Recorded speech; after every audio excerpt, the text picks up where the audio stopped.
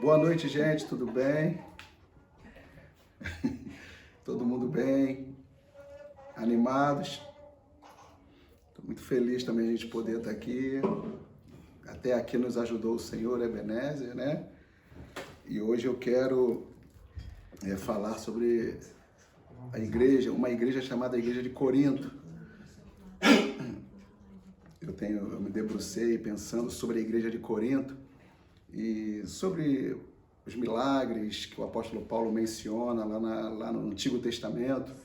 E eu quero ler com você 1 Coríntios capítulo 10, porque eu até botei um lance aqui, é hora de balanço. Eu queria que hoje nós fizéssemos um balanço individual, sério, acerca das nossas expectativas, porque nós queremos assim que a pandemia passe, que o culto volte logo, mas há uma expectativa do céu em que a gente, pós-pandemia, a gente saia transformado, diferente.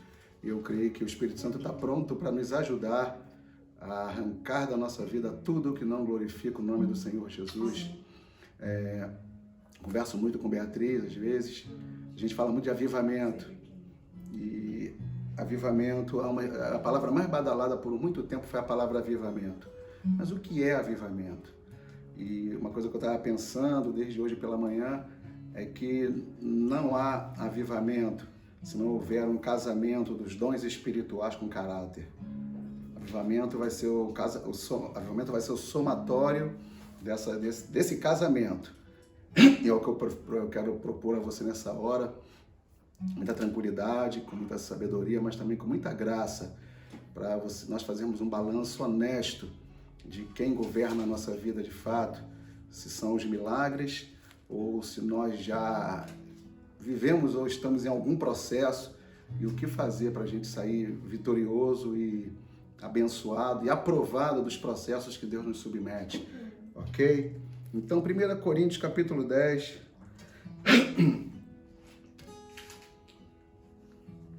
Regina, você pode ler para o seu pai, pode ler para mim aqui, me ajudar aqui a ler? 1 Coríntios 10. Pedi a Regina para me ajudar, que eu... Por favor, né? Só ler. É só diferente da sua, né? Pode ler. 1 Coríntios 10. Tudo? De 1 a 13. Tudo. Só de 1 a 13. Porque não quero, irmãos, que vocês ignorem o fato de que todos os nossos antepassados estiveram sobre a nuvem e todos passaram pelo mar. Em Moisés, todos eles foram batizados na nuvem e no mar. Todos comeram do mesmo alimento espiritual e beberam da mesma bebida espiritual, pois bebiam da rocha espiritual que os acompanhava, e essa rocha era Cristo. Contudo, Deus não se agradou da maioria deles, por isso os seus corpos ficaram espalhados no deserto. Essas coisas ocorreram como exemplos para nós, para que não cobicemos coisas mais, como eles fizeram.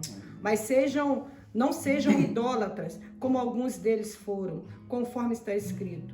O povo se assentou para comer e beber, e levantou-se para se entregar à farra. Não pratiquemos imoralidade, como alguns deles fizeram, e num só dia morreram 23.000.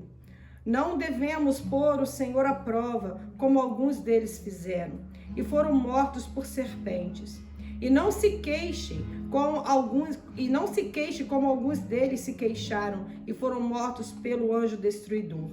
Essas coisas aconteceram a eles como exemplos e foram escritas como advertência para nós, sobre quem tem chegado o fim dos tempos.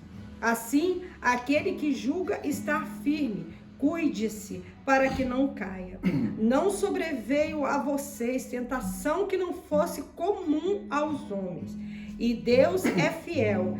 Ele não permitirá que vocês sejam tentados além do que podem suportar.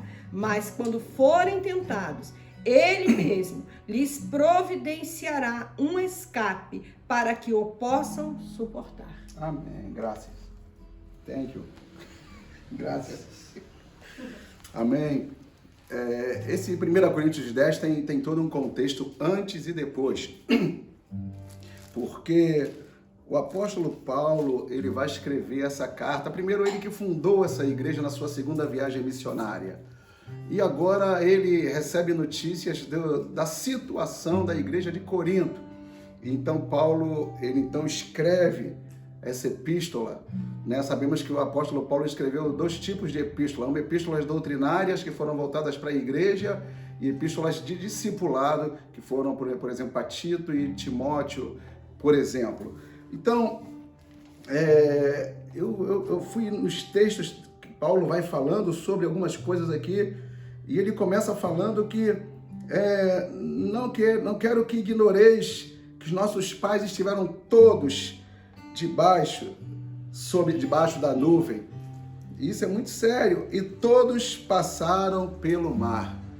Ele então começa dando um exemplo assim poderoso, está lá em Êxodo, está em Números, de experiências sobrenaturais, né? Porque, por exemplo, quando Deus tira o povo do Egito, ele providencia um guia, uma coluna de nuvem, uma coluna de fogo, uma coluna de nuvem para guiar o povo durante o dia no deserto e uma coluna de fogo para guiar o povo durante a noite e até porque não aquecê-los. Então Deus é tremendo, Deus é detalhista. Eu amo o Espírito Santo porque ele é verdadeiramente muito detalhista. Ele não somente arranca o povo do Egito, mas ele também toma providências para que esse povo não seja abandonado.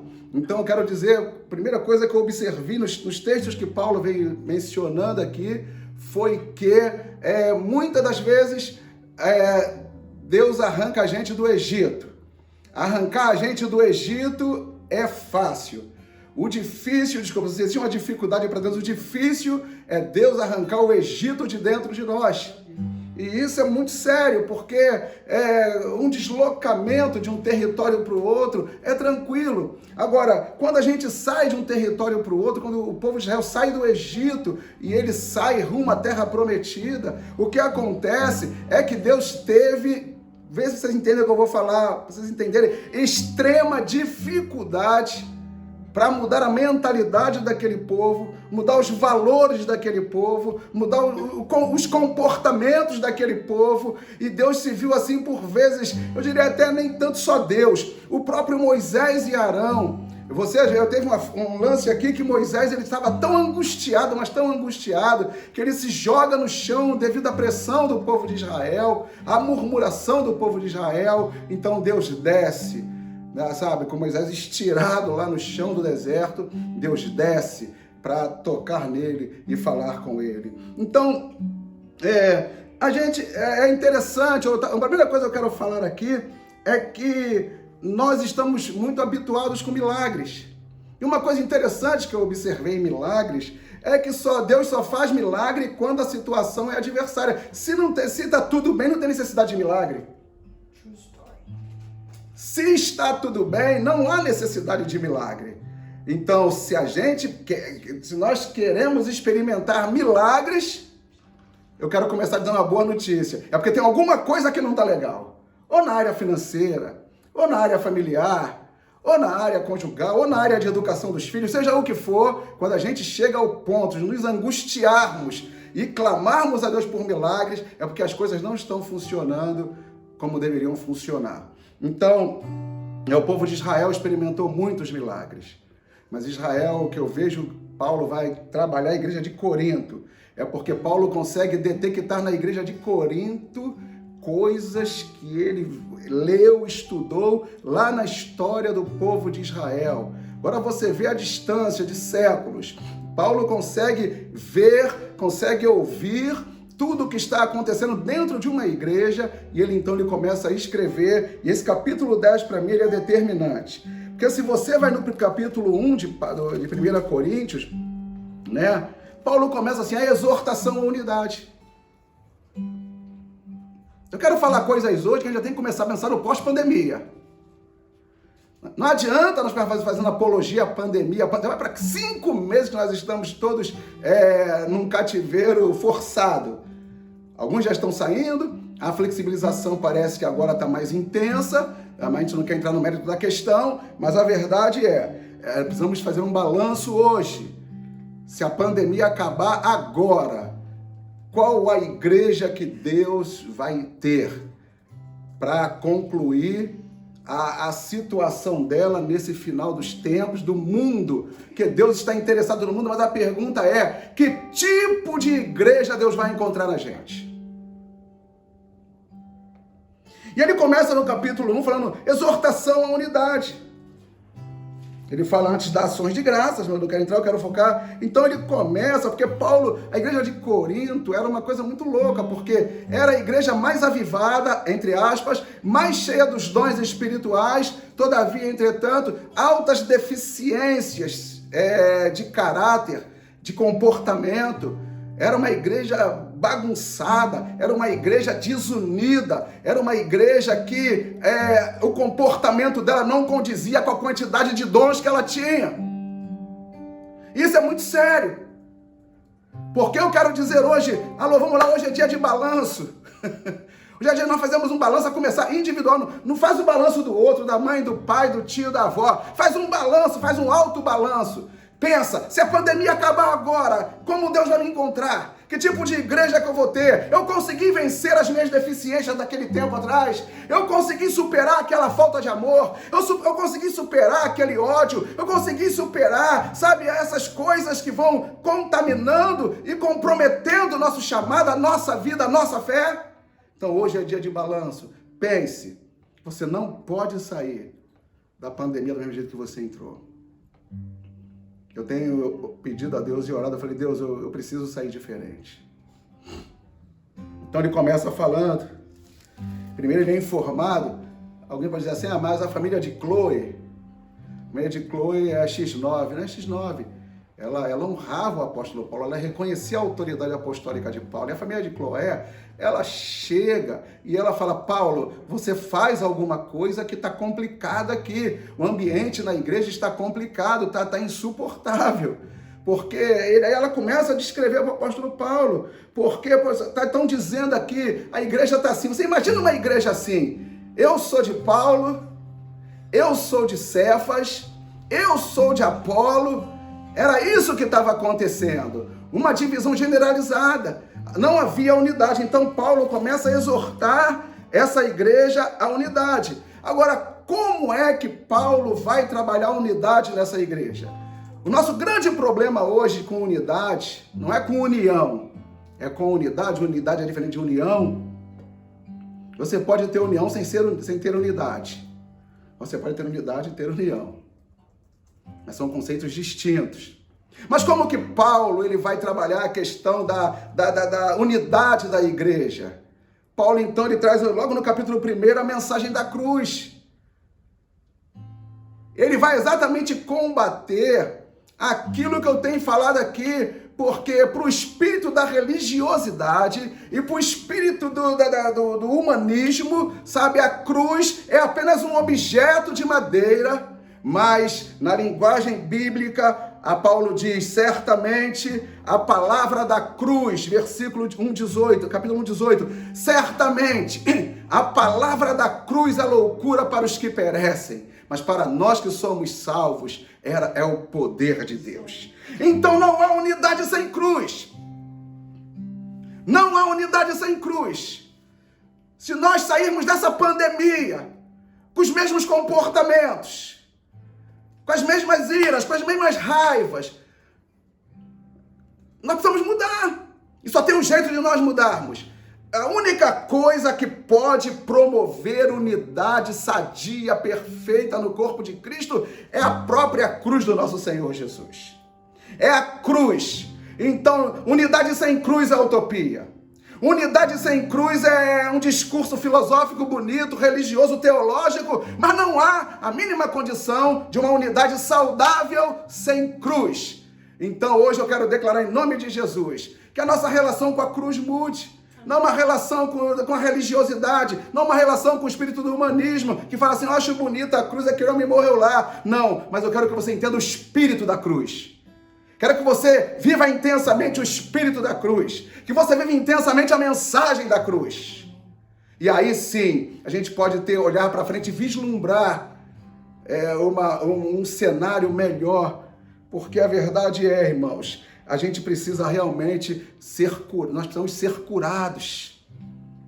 Nós precisamos ser curados nesses tempos. Sabe, eu vou dizer para você, se nessa pandemia você fez um balanço, uma autoavaliação, você acha que você está saradona, que você está legal, cuidado. Nós precisamos realmente sair disso diferente. Eu quero dizer para você, a palavra da cruz é loucura para os que perecem.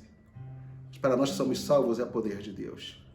Paulo vai combater uma outra coisa, ele vai combater o espírito humano também, da sabedoria da Grécia, porque, sabe, ele começa a combater, ele fala, visto como na sabedoria de Deus o mundo não o conheceu por sua própria sabedoria, aprove a Deus salvar os que creem pela loucura da pregação. Então a palavra da cruz é loucura para os que perecem. Nenhum outro homem na história da humanidade foi capaz de subir naquela cruz, de ser colocado naquela cruz. Mas isso que faz a diferença do cristianismo, sabe? Cristianismo sem cruz é filosofia.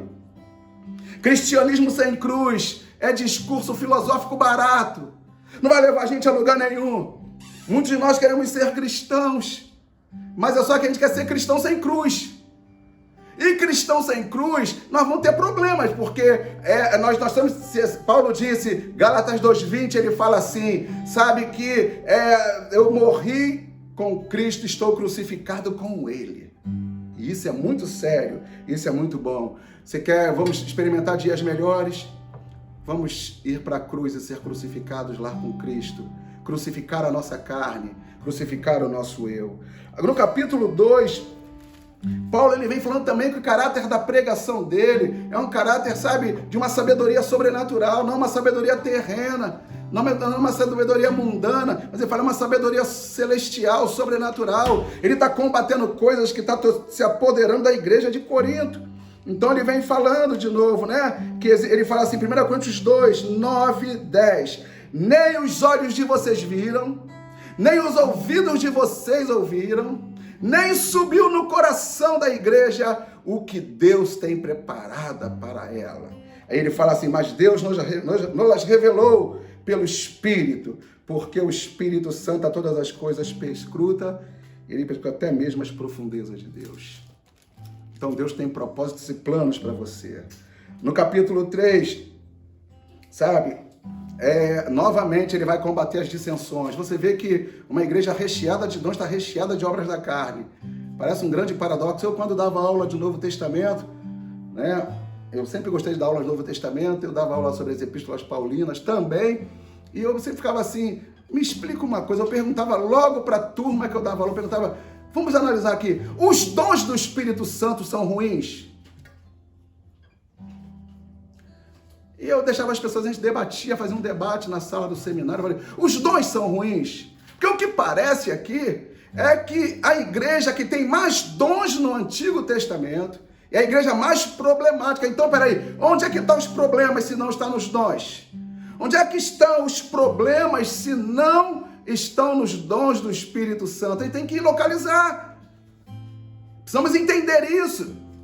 Porque nós não podemos sair da pandemia, sabe, recheados de dons, mas problemáticos, causando baixas no corpo de Cristo, no reino de Deus. O Espírito Santo quer nos curar. Eu estou sentindo que nesse tempo agora ele está acelerando mesmo para nos curar, porque há uma expectativa do céu, sabe, de fazer algo impactante nessa geração, e eu quero fazer parte desse impacto que o céu vai trazer para essa terra. Esse impacto de cura para essa terra. Então no capítulo 3 ele combate as dissensões, ele combate também a falta de espiritualidade. Sabe, irmãos? E no capítulo 10, ele fala de maturidade. No capítulo 3 ainda, ele fala de maturidade espiritual. A gente não pode ser imaturo, irmão. Se a gente entrou nessa pandemia imaturos, temos que sair maduros. Curados da nossa imaturidade. Paulo fala no capítulo 3, no versículo 10, ele fala assim, segundo a graça que me foi dada, lancei o fundamento. Ele está falando, eu lancei um fundamento. Sabe, como prudente construtor, o outro edifica sobre ele, porém cada um veja como edifica. Isso é forte, como cada um está edificando, como cada um está contribuindo para a edificação do corpo de Cristo, não da igreja templo apenas, mas do corpo de Cristo. E no versículo 11 do capítulo 3 ele fala assim, ninguém pode lançar outro fundamento, além do qual foi proposto, o qual é Jesus Cristo. Sabe, meu amigo, se Jesus não for o fundamento da sua igreja, está tudo errado. Nós não podemos lançar outro fundamento. O fundamento não pode ser a sabedoria humana.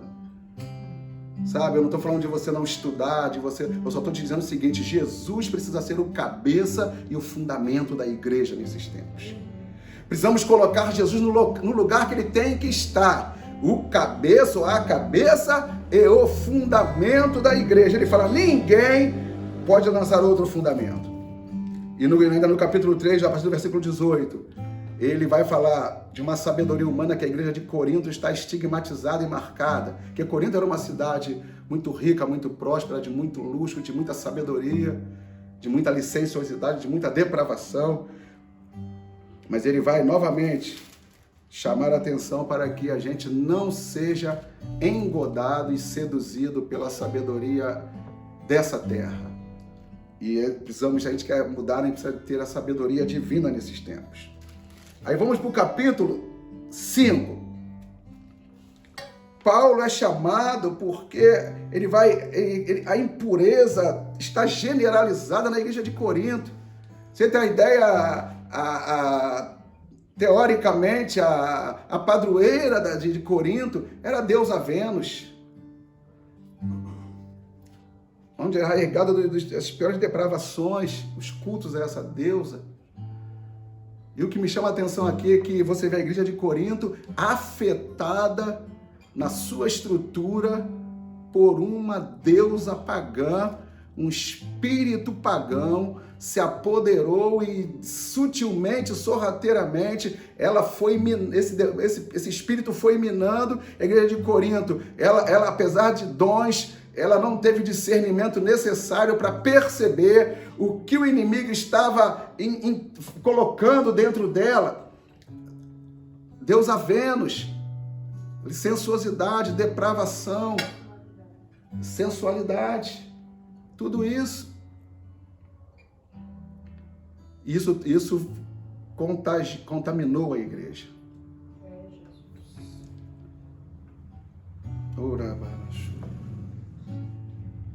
E agora a coisa chegou ao cúmulo que ele foi chamado. No capítulo 5 ele fala assim, tem uma pessoa no meio da igreja, está cheia de dons, está cheia de tudo, mas ela está cometendo incesto e ninguém faz nada. Paulo era tão misericordioso que ele falou assim, não, então vamos fazer o seguinte, importa que o corpo desse cara se perca para que a alma pelo menos seja salva no dia do Senhor. Que esse cara seja salvo. Mas esse era o contexto de Corinto. Capítulo 6, litígio entre irmãos, muito litígio, né? No capítulo 6 ainda ele vai combater veementemente a sensualidade. O que eu estou tentando dizer para você é que um principado de uma cidade, quando encontra abertura numa igreja, ainda que seja evangélica, crente, uma igreja cheia dos dons, mas se ela encontra pouso, ela vai determinar a cultura local, ela vai determinar o espírito que vai governar esse contexto, esse céu da igreja. Então precisamos mudar, nós não podemos permitir que esse tipo de coisa, né, entre. No capítulo 7, ele vai também escrever sobre o casamento, sobre a família. Deixa eu dizer uma coisa para você. Já foi falado, já falei isso aqui, que algumas pessoas já disseram que até o final dessa pandemia muitos casamentos vão estar separados. Eu quero profetizar, o seu casamento não vai terminar. A sua família não vai ser destruída. Então Paulo ele escreve o capítulo 7 para trazer respostas acerca do casamento, né? Falar da estabilidade da família, né? E dos problemas com respeito ao casamento em tempos de tribulação. Não dá para ler isso tudo, mas Paulo vai tentando colocar tudo isso em ordem, ele vai tentando organizar a igreja. No capítulo 8, Paulo vai falar das coisas sacrificadas aos ídolos. Porque, olha que coisa louca, né? Havia pessoas que sacrificavam comidas a demônios, ceias a demônios. Então, Paulo vai combater isso. Ele fala, pera, tá tudo errado. A ceia do Senhor não pode ser uma ceia de demônio, a ceia da tua casa não pode ser uma ceia de demônios. Não pode ser. Então, Paulo vai combater isso também. Pode parecer uma coisa assim, tão simples, mas é muito séria. Porque Paulo está percebendo que as coisas sacrificadas aos ídolos, sabe, estão se apoderando, entrando na igreja com muita naturalidade. Esse é um dos dramas da igreja. É a gente relativizar. É o perigo da relativização. Nós relativizamos tudo. Não, sabe, Deus é absoluto, mas nós relativizamos. O que tem a ver? E no capítulo 10, a gente vai encontrar Paulo falando do exemplo da história de Israel. Agora, preste atenção. Paulo vai falar sobre uma coisa importante que eu quero dizer para você nessa hora. Milagres são reais, mas não são garantia de maturidade espiritual. Milagres não é nem garantia de salvação. Porque o que o apóstolo Paulo vai falar é o seguinte, ó, vossos pais estiveram todos debaixo da mesma nuvem. Ele fala mais, ele fala, todos passaram pelo mar. Que não dá para a gente ler tudo, eu anotei tudo, mas não dá para a gente ler porque o tempo voa. Mas, por exemplo, sabe, Paulo ele está falando aqui, sabe, ele pega um exemplo lá da saída do povo de Israel do Egito. Ele fala da coluna de nuvem, da coluna de fogo, que já são coisas milagrosas, próprio Deus providenciou. Ele fala da passagem pelo mar, que todo mundo conhece essa história, quando Israel sai do Egito, ele passa pelo mar assim seco. Paulo está falando isso tudo é muito legal. Paulo fala assim, todos tenham sido batizados assim na nuvem como no mar, com respeito a Moisés. Aí ele fala assim, todos eles comeram de um só manjar espiritual. Aí você vê em Êxodo 16, 31, 35, fala do maná. Deus providenciou pão para o povo. Você tem noção disso? Em pleno deserto, Deus, meticulosamente, Deus cuidando do seu povo, dando pão, fazendo chover pão.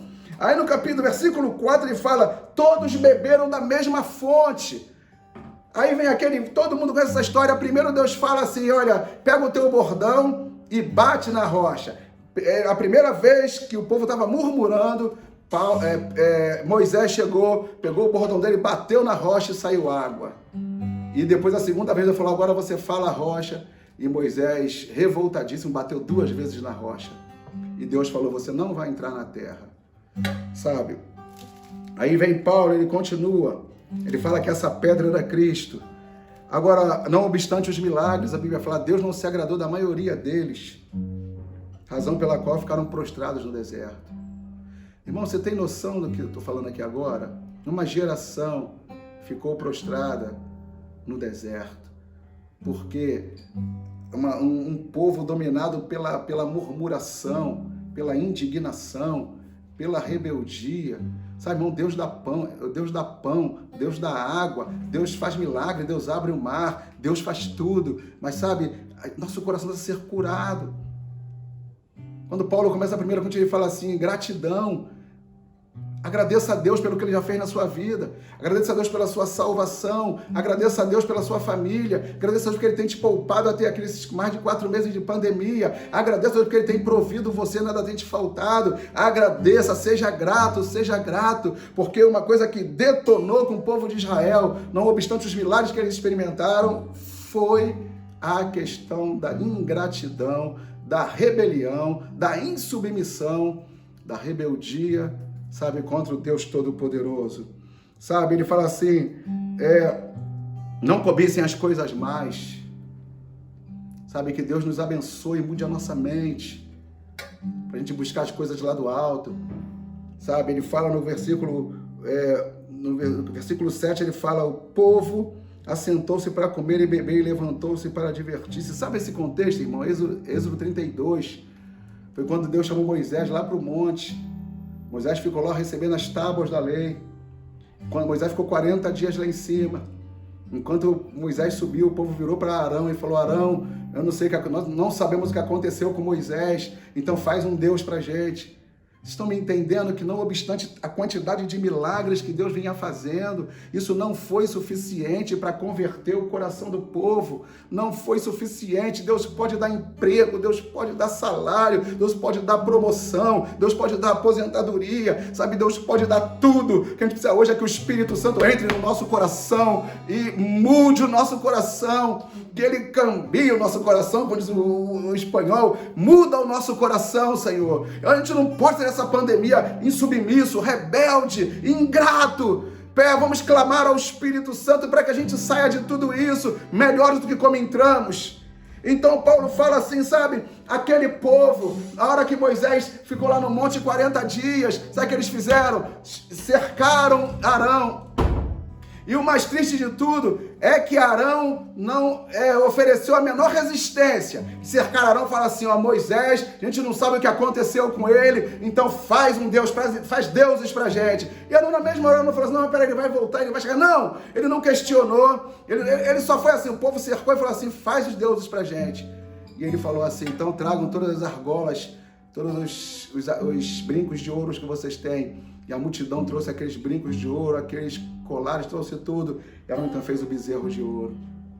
Tá, irmão, isso é muito triste. Isso é muito triste porque a gente vê que Deus realmente, qual é o lugar dele na nossa vida? Qual é o papel de Deus na nossa vida? Qual o lugar que ele ocupa na nossa vida? Sabe? No versículo 10 ele fala, não murmureis. Eu não sei, mas eu quero te desafiar. Adoração é a linguagem do céu. Murmuração é a linguagem do inferno. Vou repetir. Adoração é a linguagem do céu. Murmuração é a linguagem do inferno. Então, deixa eu dizer uma coisa. O desafio de Deus não é fazer milagres na nossa vida. O desafio de Deus hoje é fazer a gente entender o processo que nós estamos vivendo. Nós queremos os milagres, mas não queremos os processos. Nós queremos os milagres, mas não queremos os processos. Eu falei para minha filha, o problema do processo é que o processo dói. Não existe processo sem dor. Não existe processo sem contrariar.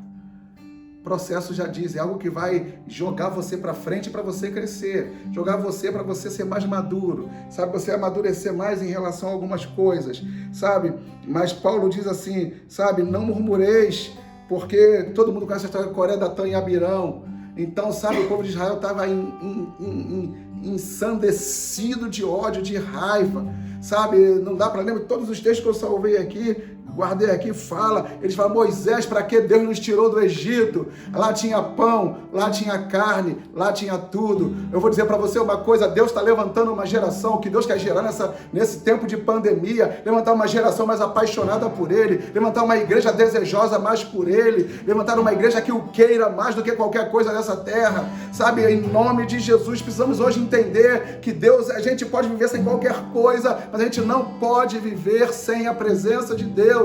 E sabe, o povo de Israel se levantou contra Moisés, xingou Moisés, criticou Moisés, sabe, o povo de Israel impediu que Moisés entrasse na terra de Canaã, sabe, porque eles começaram a perturbar. Olha, lá mal ou bem no Egito éramos escravos, mas tinha água, tinha bolo, tinha farinha, tinha fubá, tinha não sei o que lá, tinha um monte de negócio lá, mas agora que Deus é esse? Que tirou a gente do Egito e nos pôs nessa terra. E vou dizer, Deus tirou o povo do Egito, mas Deus nunca desamparou esse povo. E ainda assim, o povo queria que todos os milagres acontecessem no seu tempo e na sua hora.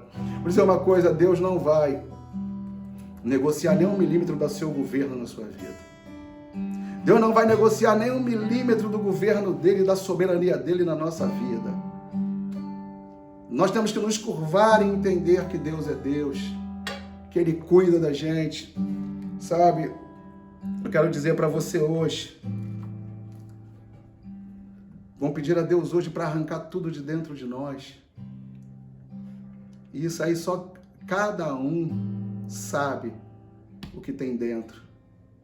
Ninguém, nem pastor, nem psicólogo, ninguém, nem um líder religioso sabe o que tem dentro de mim e de você. Só Ele sabe. Eu quero dizer para você uma coisa, sabe? Eu quero sair dessa pandemia, sabe como? Mas amando mais o meu Deus. Amando mais o meu Deus. Eu não sei, sabe, que tipo de conquista nós vamos ter. Mas eu vou dizer uma coisa para você. Tenha a maior conquista. Cative o coração do Senhor para você. Traga o coração de Deus para você. Sabe, eu quero dizer para você, milagres são muito bons, mas milagres não são garantia de salvação. Não é garantia de salvação. Milagre não é garantia de maturidade espiritual, porque o povo experimentou maná, o povo experimentou água de mara, água 2 vezes da pedra, sabe? Deus fez água amarga virar água doce, Deus fez tudo o que Ele podia fazer, sabe? Por fim, sabe? Aquele povo não entrou na terra prometida, uma geração ficou prostrada no deserto. Por quê? Uma geração acima de 20, porque aquele povo não entendeu que o Deus dos milagres é maior do que os milagres de Deus. Falta a gente entender isso. Na hora que a gente entender isso, a gente vai mergulhar mais em Deus.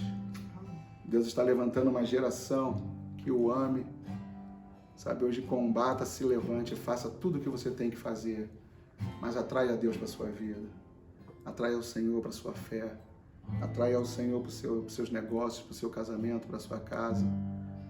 Você pode estar aí, de repente, hoje sendo tentado a murmurar. Está doente, ou está enfrentando um momento financeiro difícil. Você não tem nada a perder em confiar em Deus. Nós não temos nada a perder em confiar em Deus. E Paulo disse assim, exemplo da história de Israel, ele fala assim, não façam o que os pais de vocês fizeram, porque é fatal. Não se comportem como os pais de vocês se comportaram. Mas eu quero te incentivar hoje, vamos adorar o Senhor. Eu quero terminar orando por você, Jeff. Talvez hoje nosso maior desafio, um dia numa escola bíblica da nossa igreja, nós vamos voltar em breve, se Deus quiser. Mas um dia na nossa escola bíblica, um domingo pela manhã, dando aula sobre a igreja de Corinto, eu me lembro como se fosse hoje. Eu fiz uma pergunta para a igreja, eu perguntei, você prefere uma igreja cheia de dons sem caráter ou uma igreja cheia de caráter sem dons? E foi um debate bom naquela manhã que eu dei aula lá. Né? Eu não sou contra, eu acho que os dons do Espírito Santo são fantásticos, são ferramentas até para esse tempo que nós vamos entrar. Os dons são ferramentas. Mas eu vou dizer uma coisa para você, dons sem caráter. A gente consegue construir tudo com dons e destruir tudo em frações de segundos sem caráter. Vou dizer, eu vou usar e profetizar para você. Eu amo os dons do Espírito Santo. Ensino, prego e tenho alguns deles na minha vida, dos dons. Vou te falar algo muito sério. Eu não creio no avivamento só com dons nesse tempo. E vou te dar outra profecia aqui. Eu creio que o avivamento desse tempo vem pelo caráter. As pessoas vão fazer uma leitura da tua vida. Paulo disse, você é a carta de Cristo. As pessoas vão ter que ler algo diferente em você. As pessoas vão ter que ler algo diferente em você. As pessoas vão ter que ler algo diferente em você. Eu quero que ao final dessa pandemia, eu não sei quando ela vai acabar, mas eu quero que as pessoas olhem para mim e façam uma leitura, não de uma igreja, eu estou falando de todos nós, não de uma igreja murmuradora, não de uma igreja insubmissa, não de uma igreja rebelde, não de uma igreja desobediente, não de uma igreja desapaixonada por Deus, não de uma igreja, sabe, que está cheia dessas coisas de imoralidade, de prostituição, de tudo isso. Eu quero profetizar, a igreja de Jesus desse tempo, ela não vai estar sob o governo da deusa Vênus, da Afrodite, quem quer que seja. A igreja desse tempo que Deus está levantando, tratada, madura, ela vai ser governada pelo poder do Espírito Santo. Nós profetizamos agora, a imoralidade não vai reinar no nosso meio. A insubmissão não vai reinar no nosso meio. A desobediência não vai reinar no nosso meio. A insubmissão não vai. Hoje eu quero, em nome de Jesus, declarar, cancelar isso. Eu quero declarar, sabe, nós não podemos, porque alguém vai ter que ser uma carta viva de Deus para essa terra, e isso é a igreja. A igreja vai ser essa carta. Então, para ser uma carta, as pessoas vão ter que olhar para a gente. Vou falar, nossos dons não vão impressionar mais. Sabe, é bom falar em línguas, eu amo falar em línguas, eu amo o dom da fé, eu amo o dom da palavra, da sabedoria, do conhecimento, eu amo todos os dons. Mas se os nossos dons não forem equilibrados pelo caráter, nós vamos reproduzir a igreja de Corinto, confusa, rebelde, insubmissa, imoral, sabe, dominada pelo espírito maligno, por um principado. Mas nós temos autoridade para dizer não a qualquer força que não seja a força de Deus e a força do Espírito Santo. Vamos consagrar nossa vida hoje. Vamos consagrar a Deus a nossa vida. Isso é muito sério o que eu estou te falando. E o resultado da minha enquete lá na nossa escola bíblica foi: eu amo os dons. Dons são ferramentas. Dons são ferramentas de trabalho. Mas eu vou ser honesto com você. Mas eu amo também o caráter de Jesus. Eu amo o caráter de Jesus. Não se impressione com a quantidade de dons que você tem. Não se impressione com a quantidade de dons que você tem. Vamos pedir a Deus que Ele reforme o nosso caráter, que Ele mude o nosso caráter, que Ele possa fazer algo poderoso no nosso caráter. E aí sim, sabe, como cidadãos do reino dos céus, vamos olhar para as pessoas e falar assim, sabe, olha para nós. Fazer o que Pedro e João fizeram na Porta Formosa, olha para nós. Porque se as pessoas não olharem para você, elas vão ter que olhar para alguma coisa, para alguma referência. E o povo está cansado de referência religiosa, referência política, referência de sabedoria, de filosofia. O povo não aguenta mais. O povo precisa de alguém como Pedro e João, que olha e fala assim, olha para mim. Eu não tenho prata, não tenho ouro, mas o que eu tenho eu vou te dar. Em nome de Jesus, levanta e anda. Vamos dar Jesus para essa geração. Vamos dar Jesus para essa geração.